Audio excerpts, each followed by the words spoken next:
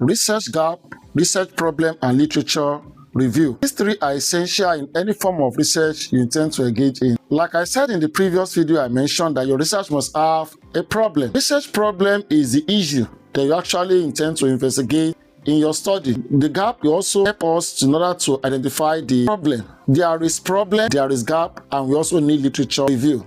Research problem is the main issue that the whole study focuses on. That is the issue you intend to investigate: issue of population, economic issue, political issue, language issue, meaning, pronunciation, and any other kind of problem. That particular issue that you intend to investigate that calls for the attention of different scholars in their work. That's why that we identify the research problem. The problem is there. But what is the gap created for that study? I mentioned in the previous video that you may decide to investigate the language used by Gen Z in comparison with the older generation. You discover there is meaning gap, which is the research problem of meaning between the older generation and the current generation. But what is the gap? Some people that have worked on that comparison, looking at it from level of meaning. But despite the meaning, the work might have been limited to the meaning of word or the meaning of some expressions and sentences. There is still other areas not being investigated. What of the meaning in relation to pronunciation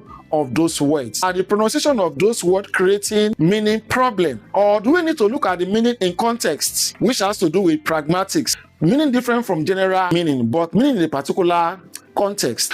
Then you need to investigate in literature review to identify the gap. And by the time you engage in literature review, we have conceptual review and empirical review. Conceptual review has to do with different concepts in your study that calls for attention. Maybe you are working on political discourse, in analysis of language used in political interaction by different political actors. So you need to get material from different scholars which they have used to demonstrate in their study. And all these materials, you look at how those issues, political, Nigerian situation, economic situation, you investigate what other scholars have actually done in that area. And that creates a space or a gap for you. In that concept, you view the study of different scholars. And by doing that, you come up with what they have done and point out what they left out. So that gives you freedom to investigate different concepts within your study. If you're in language, maybe language, political language, this particular issue,